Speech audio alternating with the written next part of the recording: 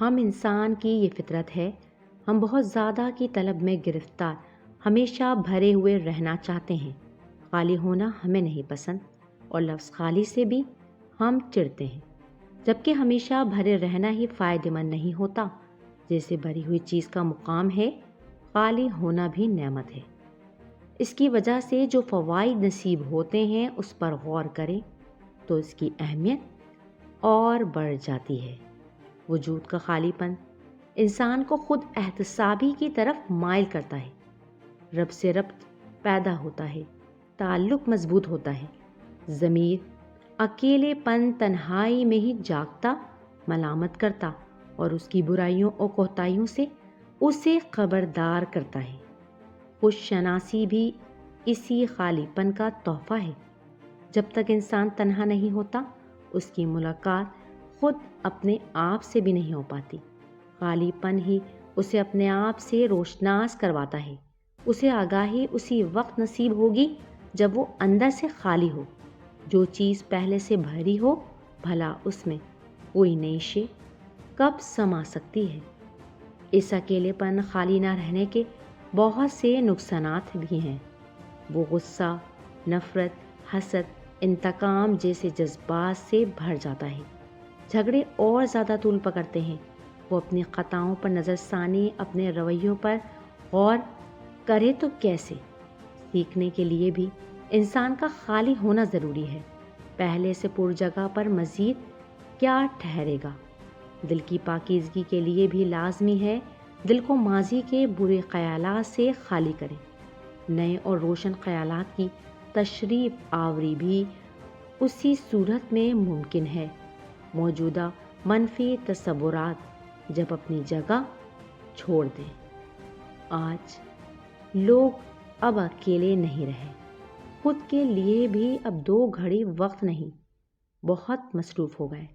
Technology, internet, cell phone اور social media کی سہولیات جو ہمیں مہیا ہے، اس سے ہم ایسا چمٹے کہ اپنے رشتوں سے بھی قریب نہ رہے۔ ایک چھت کے نیچے رہنے والے ایک دوسرے کے مسائل سے بے خبر، مگر دنیا کے حالات سے جانکاری پر فخر محسوس کرتے ہیں۔ سب سے زیادہ انسان کو تنہا کرنے والی چیز ٹیکنالوجی ہے۔ تنہائی بھی ایسی کہ خود اپنے وجود سے بھی بیگانگی، اپنے مقصد تخلیق سے ناآشنائی، اپنی منزل سے لاپرواہی۔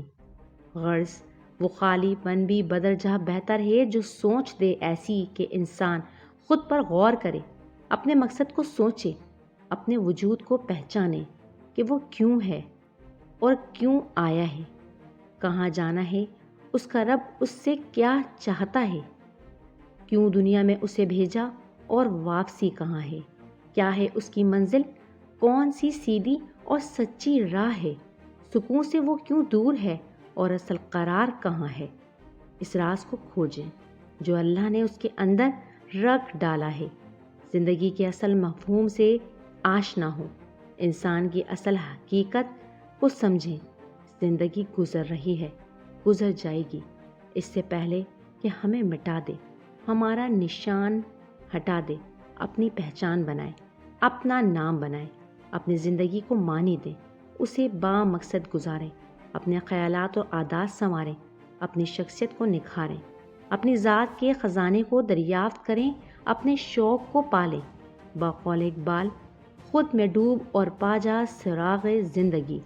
قرآن کریم میں کئی مقامات پر اللہ ہمیں غور و فکر و تدبر کرنے کا حکم دیتا ہے تاکہ ہم اپنے رب کی کبریائی و عظمت کو دل سے مانیں، اس کے آگے جھکنے اور اطاعت کو اپنا مقصد بنا لیں اور اپنی اصل عظمت جو کہ ایک مومن کی پہچان ہے اس سے واقف ہو جائیں۔ تمام مخلوقات میں انسان وہ واحد مخلوق ہے جو اپنی عقل، صلاحیت اور محنت کو استعمال کر کے اپنی زندگی و حالات کو بہترین کر سکتا ہے، اور ایسا تب تک ممکن نہیں جب تک وہ اپنی ذات کے خلا کو محسوس کر کے اس کی وجہ اور اس کا سدباب تلاش نہیں کر لیتا۔ لہٰذا ضروری ہے پہلے خالی ہو جائیں، کچھ وقت اکیلے میں اپنے ساتھ گزارنا شروع کریں۔ یہ راز تب ہی عیاں ہوں گے۔ تحریر فرزانہ خورشید۔